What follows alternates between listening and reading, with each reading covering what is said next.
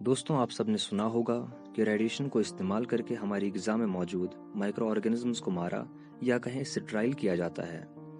याद रहे कि ये रेडिएशन आयोनाइज्ड रेडिएशन होती है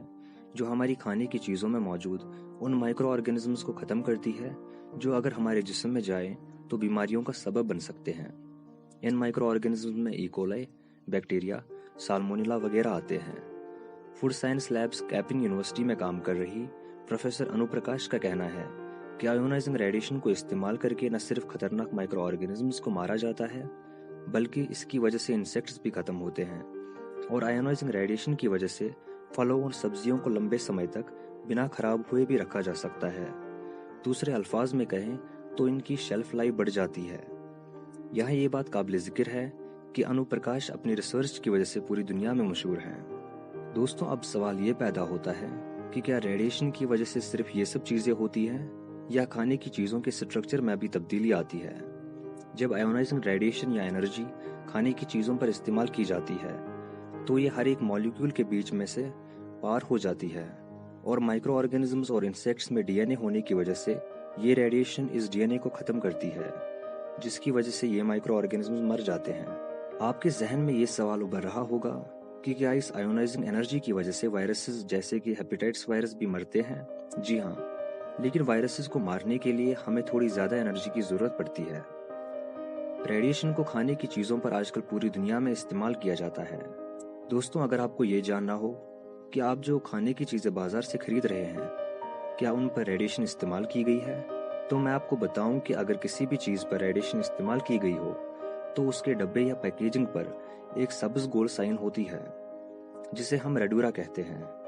दोस्तों, ये रेडिएशन का एक मुस्बत यानी पॉजिटिव पहलू है। इसके बरक्स पिछली सदी की आखिरी 3 दहाइयों और रवां सदी की पहली 2 दहाइयों के दौरान जो बनी नवा इंसान को सबसे बड़ा चैलेंज दरपेश है वो माहौलियाती आलूदगी का है। पहले तो हवा, पानी और ज़मीन पर की बढ़ती आलूदगी ने बनी नवा इंसान को परेशान करके रखा था,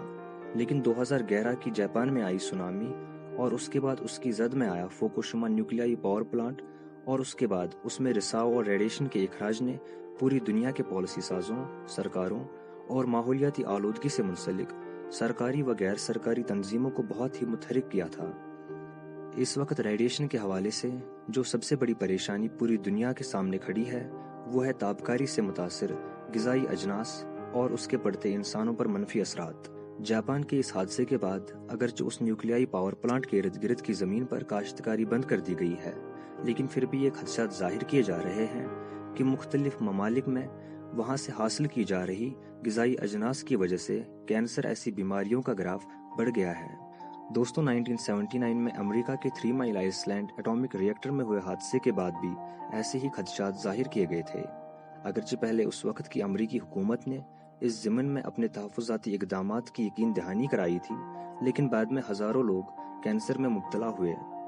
याद रहे कि इंसानी जिस्म पे कितनी मिकदार में रेडिएशन जानलेवा साबित हो सकती है या किसी एटॉमिक रिएक्टर में रिसाव के अगले 5-10 साल या उससे भी लंबे अरसे में इंसानी जिस्म में कौन कौन से मोहलिक कैंसर और उनके ट्यूमर्स और दीगर बीमारियां पैदा हो सकती है, इस बारे में अभी तक साइंसदान मुत्फिक नहीं हैं। लेकिन साइंसदान इस बात पर मुत्फिक हैं कि जिस शख्स को दीगर मसाइल और एलर्जीज वगैरह लगे हुए हों उस पर आम आदमी की बनस्बत रेडिएशन बहुत ज़्यादा असर करती है। आलमी सतह पर देखा गया है कि जिन इलाकों में एटमी या न्यूक्लियाई हथियारों को इस्तेमाल या तजुर्बात किए जा चुके हों या जिन इलाकों में हादसाती तौर पर किसी एटमी रिएक्टर के रिसाव की वजह से रेडिएशन का इखराज हुआ है वहाँ की फसलें सबसे ज़्यादा मुतासिर होती हैं। और न सिर्फ फसलें बल्कि वो ज़मीन भी जिसमें मुख्तलिफ फसलें उगाई जाती हैं।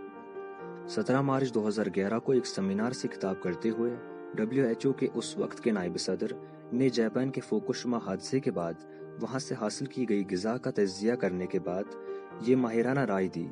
कि उस इलाके के तमाम जानवरों को हलाक कर दिया जाए जिनके बारे में ये शुबा हो कि वो ताबकारी से मुतासिर हुए हैं, और इसी तरह तमाम पौधों और नबातात जो ताबकारी जज़ब कर चुके हों उनको भी ख़त्म कर दिया जाए। दोस्तों, गर्ज ये है कि रेडिएशन के जहाँ पॉजिटिव असरात भी हैं वही न्यूक्लियर रेडिएशन की वजह से फलों और सब्जियों पर बहुत से बुरे असरात भी पाए जाते हैं।